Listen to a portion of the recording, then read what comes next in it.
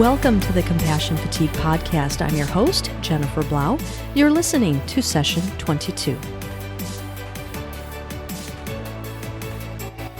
My guest today is Clay Cockrell, a licensed clinical social worker based in New York City. Clay is the founder of several counseling-oriented endeavors, including onlinecounseling.com, a listing directory with the mission of helping clients all over the world to find a therapist that will best meet their needs, as well as online marital counseling, where Clay works with couples across the globe via online therapy. Clay started his career as the creator of walk and talk therapy. So instead of meeting in a traditional office, he conducts counseling sessions while walking through Central Park in New York. He has found that movement, when associated with therapy, is incredibly effective in allowing the healing and growth process that is so critical to the therapeutic journey. Clay consults now with therapists all over the world to bring this innovative approach to their own practices. Clay is here today to not only talk about the benefits of walk and talk therapy, but also the benefits of walking in general, especially as it relates to some of those symptoms of compassion fatigue and burnout. Ladies and gentlemen, please welcome Clay Cockrell. Hi, Clay. Thanks so much for joining me today on the Compassion Fatigue Podcast. How you doing? I'm doing really well, Jennifer. Thank you so much for having me. Yeah, it's really good to talk to you. Clay and I met at a conference, about a year ago? It's coming up on a year. It's been a fast year.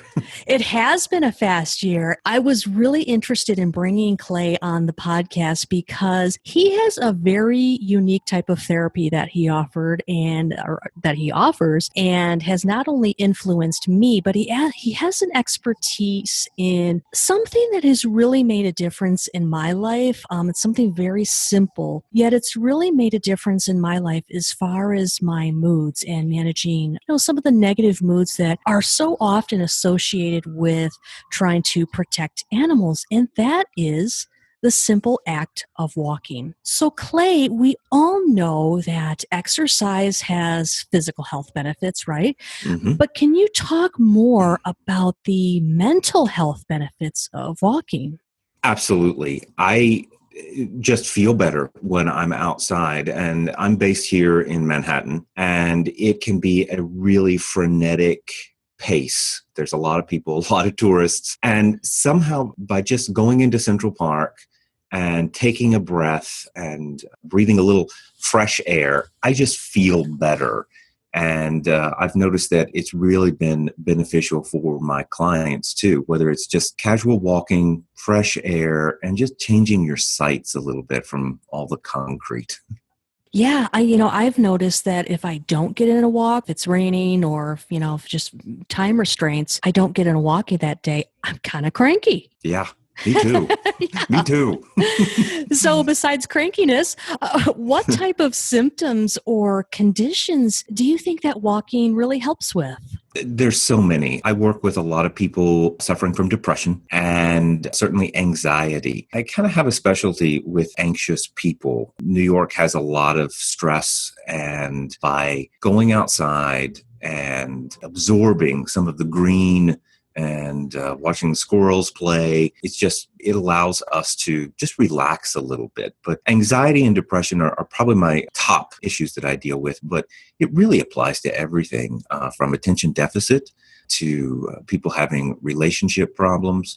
Across the board, I found it to be very effective. And so are there any advantages of walking outside? You touched on this. What are the differences between walking outside in nature versus, say, indoor gym track or even the treadmill in your house? Well, a couple of people, when I started walking with my clients for therapy, suggested, what if we have bad weather? Why don't we just go to the gym and walk on a treadmill? And I thought, that's really not the point of it. While walking is going to help relieve stress and to make you feel better regardless, I think by being on a treadmill, what it does is it kind of reinforces the idea that life sometimes is a treadmill, and that you're walking but you're not going anywhere. You're not making any movement in your life, and generally you're either staring at a mirror or a wall, and the visual field is not changing, so it doesn't really stimulate some of the broader thinking that we want to happen in a therapy session.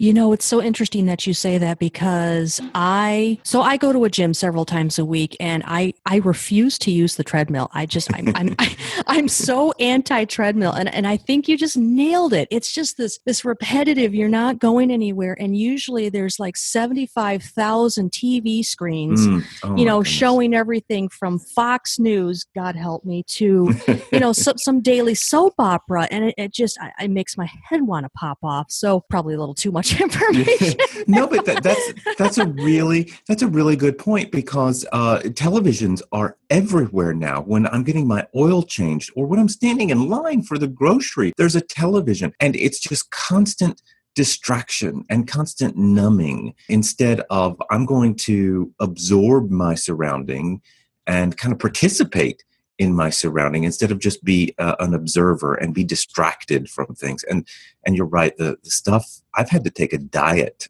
from the news and from television, because it's just depressing. Yeah, it is. And, it's funny you mentioned the oil change in the grocery shopping, because there's a certain gas station, I don't remember the company, but they have TV screens blaring at you as you sit Oh there my and you goodness. pump your gas. And I'm like, I think I can go 5 minutes, honestly, without this stimulation. And I think Yeah. really kind of getting back to both walking and in nature, I think there's a component of mindfulness involved in that. Absolutely.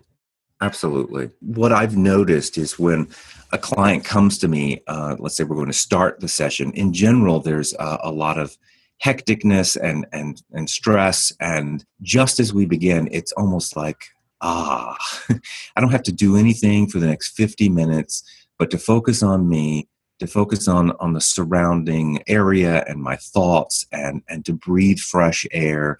It's just incredibly impactful, I think, for the entire process. So yeah, can you speak more to the healing power of nature as far as like physiologically or biologically speaking, as far as, kind of what happened? Well, I guess both the power of nature and walking, as far as the chemicals that are released in the brain, and, not to get too crazy scientific for our audience, but, what goes on in our bodies, in our brains when we are walking in nature in particular? I think that there's something primal about it, to be outside and to be in nature versus walking in an urban environment. Because in an urban environment, you've got a lot of concrete, a lot of glass, hard surfaces, a lot of right angles, and it's all constructed. It's man-made. But in nature, there's a lot of green, a lot of softness, a lot of variety in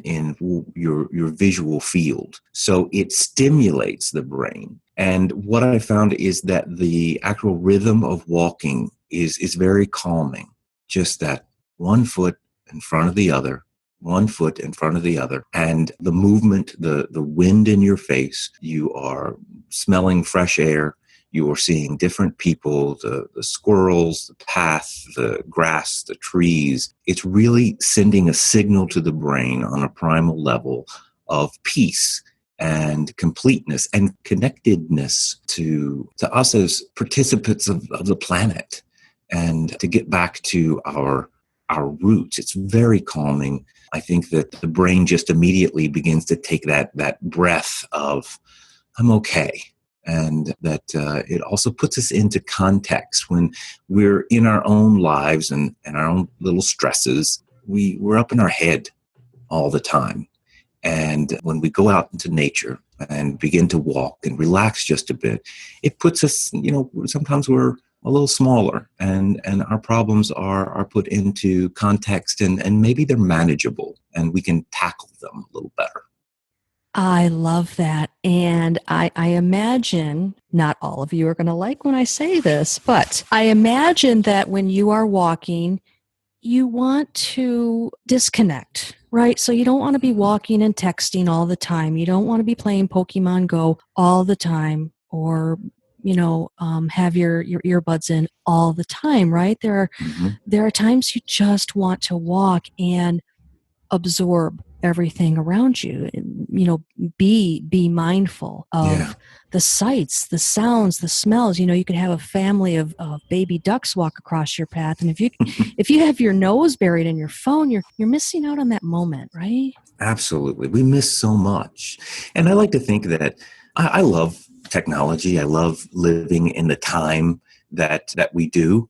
But I also have to remember that the designers of some of this technology they're very good at distracting us and keeping us coming back almost in an addictive pattern with all the games and the Facebook and the apps. And it's fun. But what it does is it prevents us from being present, and it numbs us out too many times, and that's okay. But once a day, let's just be present to our world and to potentially being surprised.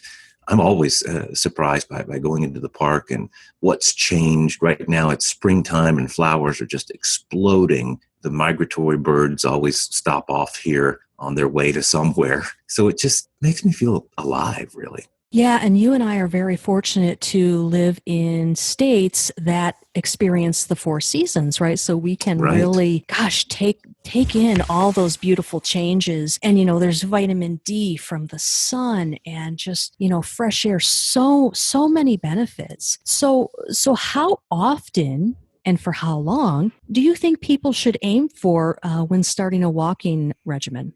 I think every day. And I always like to tell my clients, let's start small. Let's just start really small.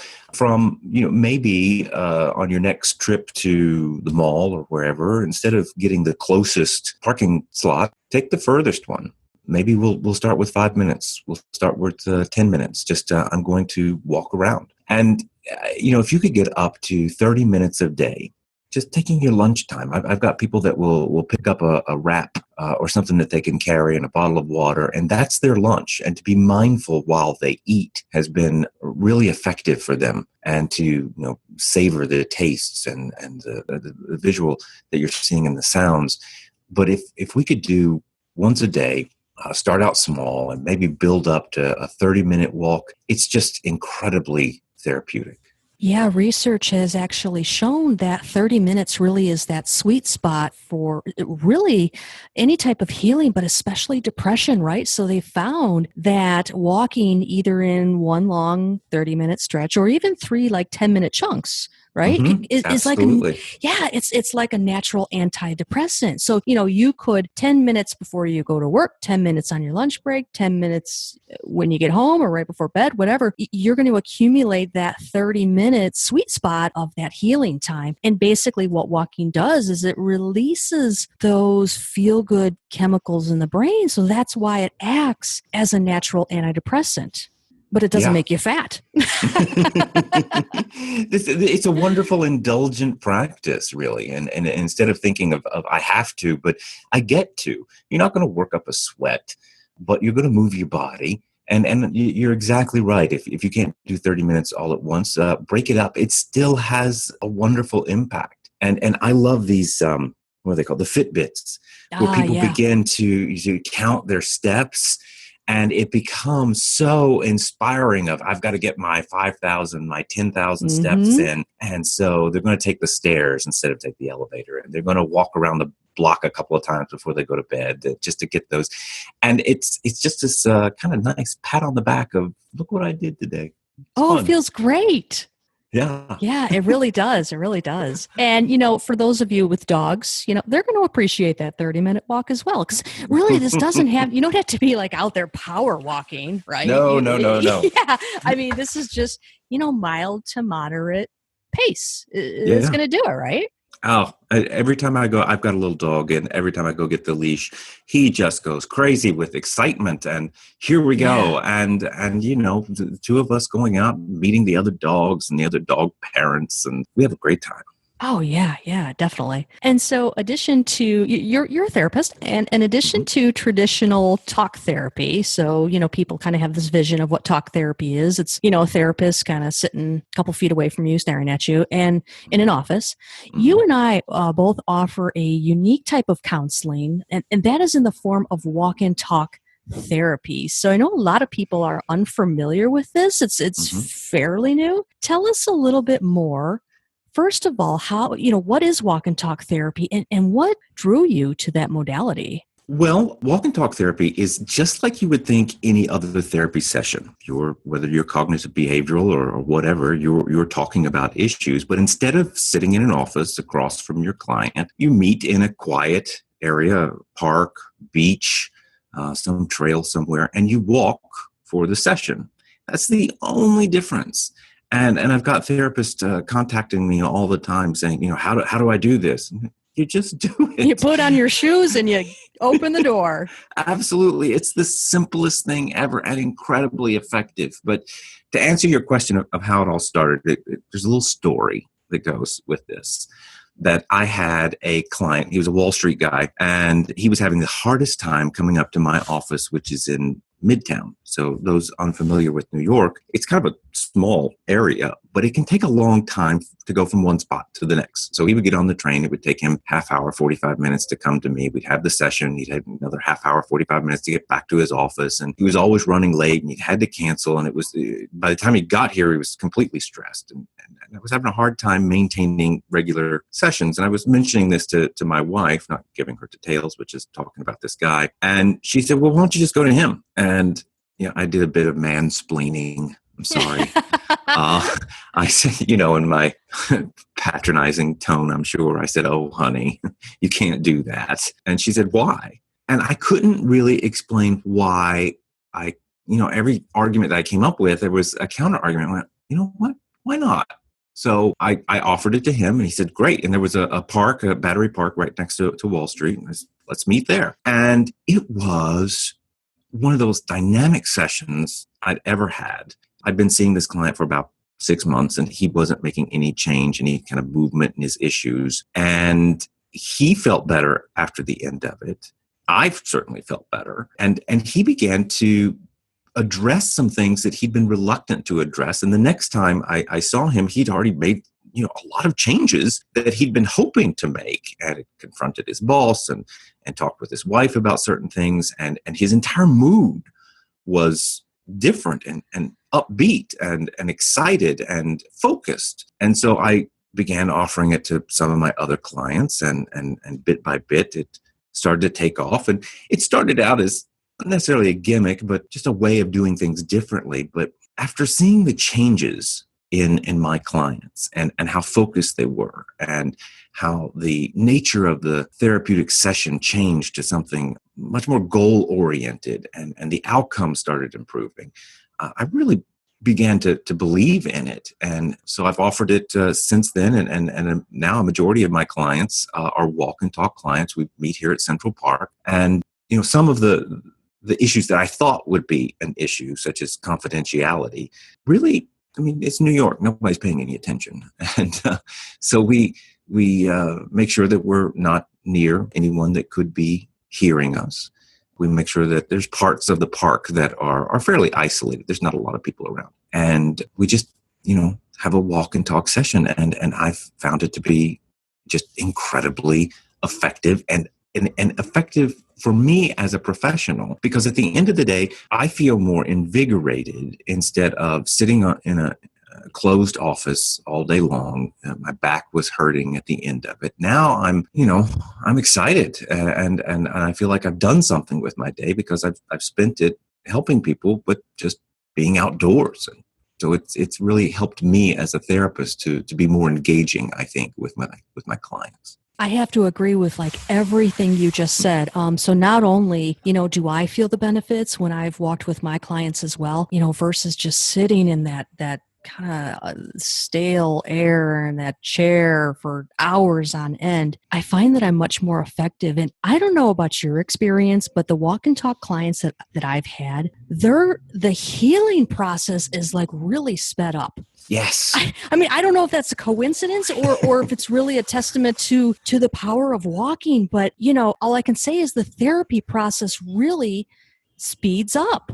Yeah, it's like therapy on steroids, isn't it? Absolutely. Yeah. Perfect way to describe that. It really is. And as far as the confidentiality, I don't know about you, but when I have several days that are designated to walk and talk, so I will come dressed in, not a Hillary Clinton pantsuit like I dress, in the office, which is appropriate, but I will be in jeans, t-shirt, tennis shoes. So when we're walking, even if we do come across another walker or people on bikes, we don't stand out. Right. We just look like two people walking, right? Yeah. Absolutely. I've been doing this for going on 15 years now, and I've only one time did my client come across someone that he knew, like he was walking in the other direction. I thought, okay, here we go. But he said, here is my friend Clay. We're on our way somewhere, but let me give you a call later. Yeah. And so, everything was kept confidential, and it's not like I'm wearing a sign saying therapy in progress. Do not disturb, session in progress. Right. It's just two people walking. Yeah. And I've got some theory. I think that I completely agree. I think that the therapy is more effective. And I've got some theories. One is I like to tell people that there are shower people and bath people. And I never understood the bath people who take baths, because you're just kind of sitting in your own filth.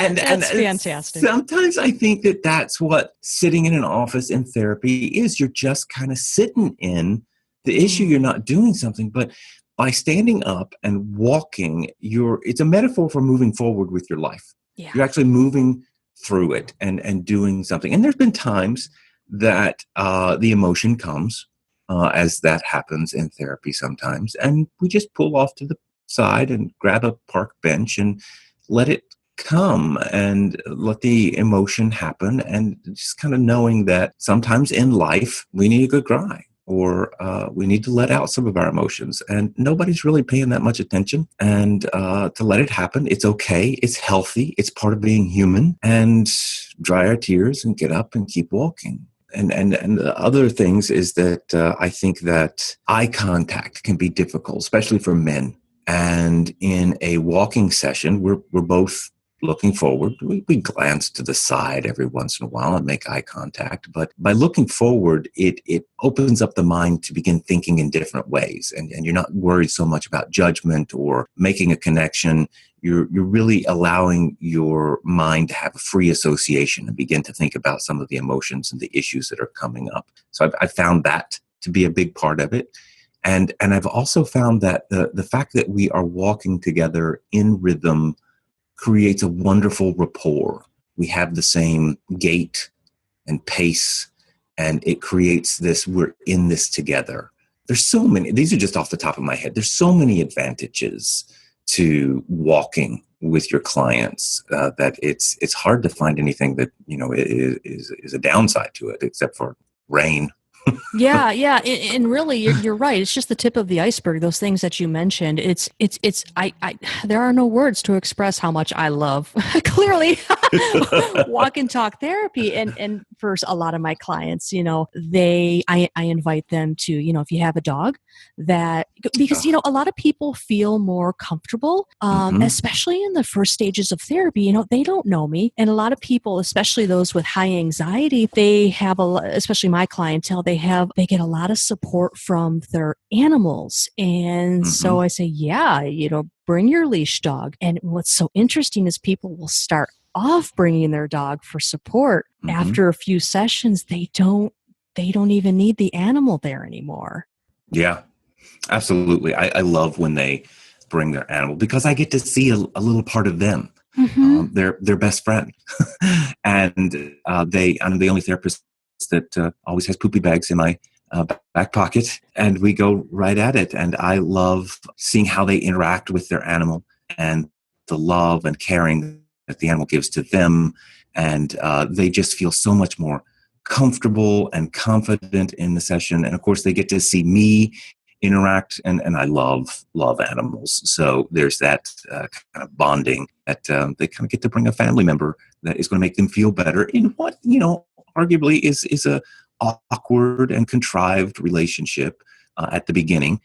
And then many times, after they get comfortable, they don't need to bring the support animal, but sometimes they do, and that's fine. I always like seeing all my little puppies. Sure, absolutely. And I think you really bring up such a good point. It's especially with the eye contact and the looking forward, it's such a, what's the word, less intimidating form of therapy, whether it's people that have social anxiety, or maybe they're on the autism spectrum, or they're just uncomfortable with having this stranger just kind of staring at them. And I think it really allows them to feel safe, and they can really open up maybe more than they would, or faster than they normally would if it was in the office. Absolutely. I've worked with clients that are claustrophobic, and they just don't feel comfortable being closed in this, go see the doctor, go see your shrink, that small space. It's very formalized and medicalized. And this is much more, it's less intimidating. It's very casual. It's still, we're here to work. So that's been helpful for claustrophobic people, but also agoraphobic people who are very fearful of being outside. This is a wonderful way to have someone walk you through that process. And if you can bring your support animal and to experience that the world can be a safe place, and to gradually dip your toe into the idea of being outside and expose yourself and realize that you are safe. So across the spectrum, this has been very helpful to folks. Yes, and there's also people that maybe they work in an office all day long, and the last thing they want to do is come to their therapy session in yet another office. Absolutely. I talk to people that here in New York, we live in our small little box apartments, and then we go downstairs and get in another box called the subway, and it takes us to our work box, our little cubicle, and we're never outside. And so many people who meet me in Central Park go, I love Central Park. I never get a chance to come up here, or I haven't been up here in years. I always loved coming. And so they begin to remember what nature does for them. And then, what happens is that people begin to tell me later on, this weekend I came back and I brought my wife, I brought my girlfriend, and we went to have a picnic, and I've taken up biking again because I just remembered how good I feel being out in nature. So sometimes we just need a little nudge. Yes, I have noticed that as well. My clients will, I've started exercising again. I've gone to the park, whether it's for a hike or just a picnic. They're getting out there more, which is totally one of the goals of the therapy, right? Right, exactly. Yeah, because therapy doesn't end when the timer goes off, right? I mean, I don't know about you, but I like to assign homework and activities for my clients to do throughout the week, and one of the first things I always recommend is to say, okay, your homework for this week is I want you to try to get out there and walk. Yeah. Just to do something different, because if you go to work a different route, you get a different cup of coffee in the morning, or you try out a different lunch place. It's just kind of teaching the brain that change is okay. And we're just mixing it up a little bit. Otherwise, we're in routine. And I'm all for routine. Routine can be wonderful, but it can also put us in a rut. And I'm all for let's mix it up and start and push the restart button a bit. Yeah, I mean, it's really about balance, right? But now, so walk and talk therapy isn't for everyone, right? Are there specific populations or issues that it's, better suited for?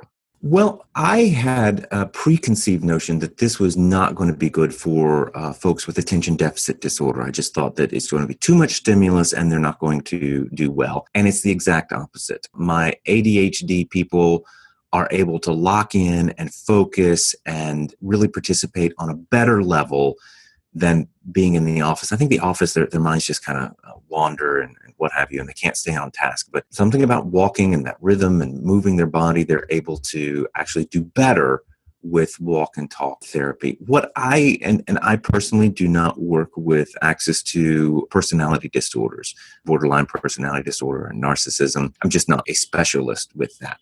I would think that with their difficulty in boundaries, it would be difficult for them to participate in this modality. And maybe that's just my preconceived notion. But I think that boundaries are really important in the therapeutic relationship.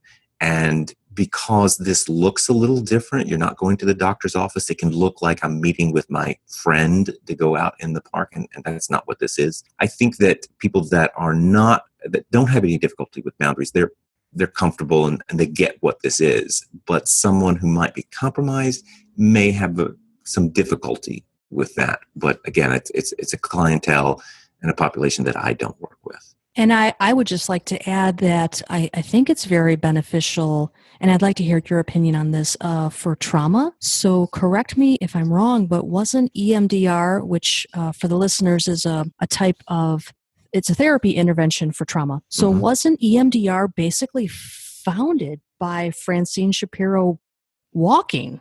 Yeah, absolutely. Yeah.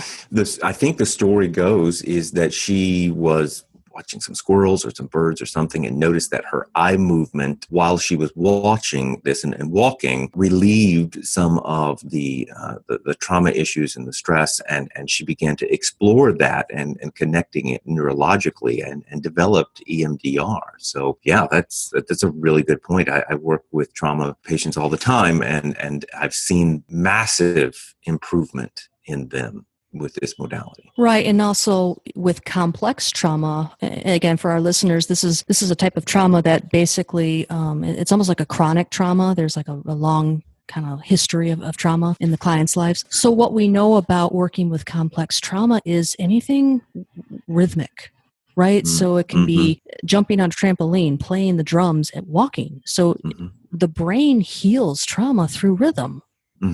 Yeah. It's fascinating, the connection. Isn't it? We're both such geeks. We're like so excited about it. Yeah, absolutely. But that mind-body connection is so important, and that we sometimes forget that, and that there's wonderful hacks really with energy psychology and the EMDR, and wonderful ways to speed up the healing process. But you're right, that connection with the body, just what you're putting into it, your nutrition, your water levels, the electrolytes, all of this is connected. Your mind is part of your brain, and it all goes together. You nailed it. So Clay, so we're going to totally switch topics here, right? Okay. So walk and talk therapy is not for everyone, but you offer another type of unique therapy and something that is gaining in popularity, and that is distance counseling. Can you talk a little? And you've also created a directory for therapists, for clients that can find therapists that do online therapy. Can you talk more about that? Yeah, I just noticed that technology is changing every industry out there, from Amazon with book sales and now with everything, how you get your grocery delivered. Technology is upending all industries, and now technology has come to counselors, and there's a lot of hesitancy out there on how to do it legally and effectively, responsibly. And I've just been contacted by people who were unable to get counseling, whether they live in a rural area or they're expats. I've got clients that live in Saudi Arabia and Dubai, and there's really no English-speaking therapists near them. So the only way to connect with them is to use technology, some audio video connection. And people think about Skype. Skype is really not the best platform out there, but there are other platforms that are encrypted and compliant with all the HIPAA laws. And so I've been working with clients really all over the world to address their issues and have therapy with them. And it's just been life-changing for me. And it really is. My wife and I, we love to travel. And so I'm now able to travel for extended periods of time and take my clients with me by using technology. And we just connect over the computer. And when I wanted to refer somebody out, like if I was working with a couple and they needed individual counseling, there really was no place where all the online counselors lived that I could go learn about them and refer to somebody. So I created a directory, kind of a listing service, and it's at onlinecounseling.com.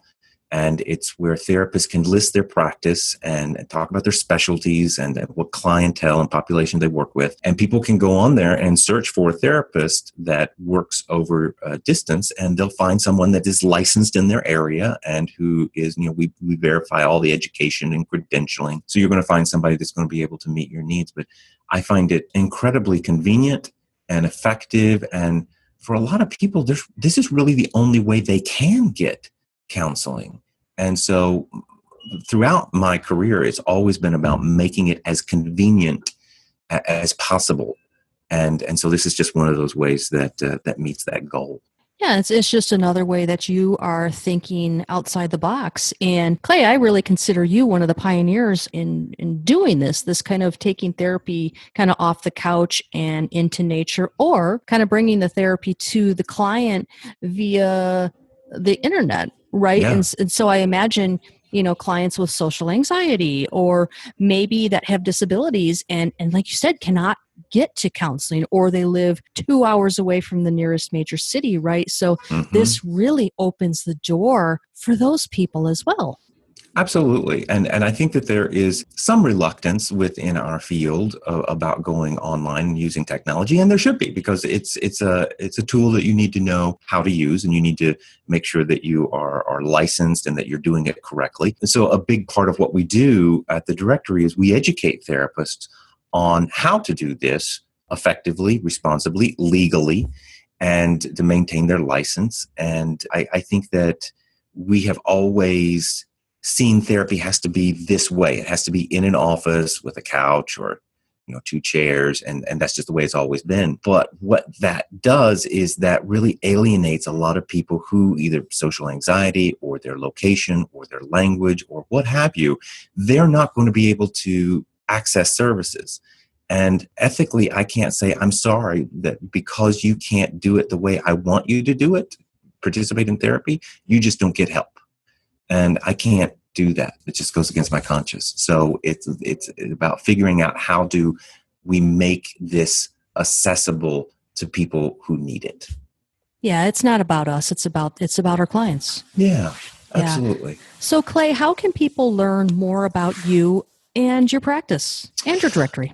My walking practice here in New York is walkandtalk.com. It's all spelled out. And you can reach me, Clay, at walkandtalk.com. And the directory is onlinecounseling.com. And you can reach me there, Clay, at onlinecounseling.com. I've got all sorts of emails, but I check them all the time. But I love working with therapists, and I love working with individuals, and be happy to answer any questions on how people can begin to shake up their practices and perhaps do things a little differently. Fantastic. So I'm going to put those links up on the show notes page at thecompassionfatiguepodcast.com. So if you are unable to get to your computer right now, I'll have those up for you. And so that's online counseling for those of you listening with 2 L's, right? So actually, it's both. We now have, I know, it's exciting. We both have, we did the online counseling with 2 L's because that's how they spell it in the UK and Canada. But we also have online counseling, which counseling is spelled with 1 L, like we do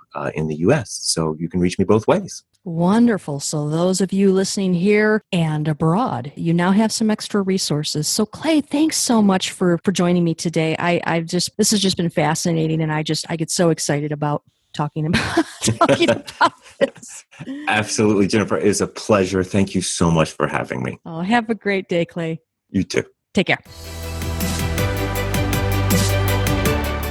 Thank you for listening to the Compassion Fatigue podcast. Please head on over to iTunes and subscribe so you never miss a single episode. And please, if you would, share this podcast with your friends and colleagues, anyone you think would benefit from this information. Please check out thecompassionfatiguepodcast.com for other great resources, including a link for you to join our private Facebook group where you can connect with other listeners. Please note that this podcast is not meant to provide medical advice or substitute for psychological care. Please consult with a mental health professional if you need additional support. If you are feeling suicidal, please go to your nearest emergency room or call 911.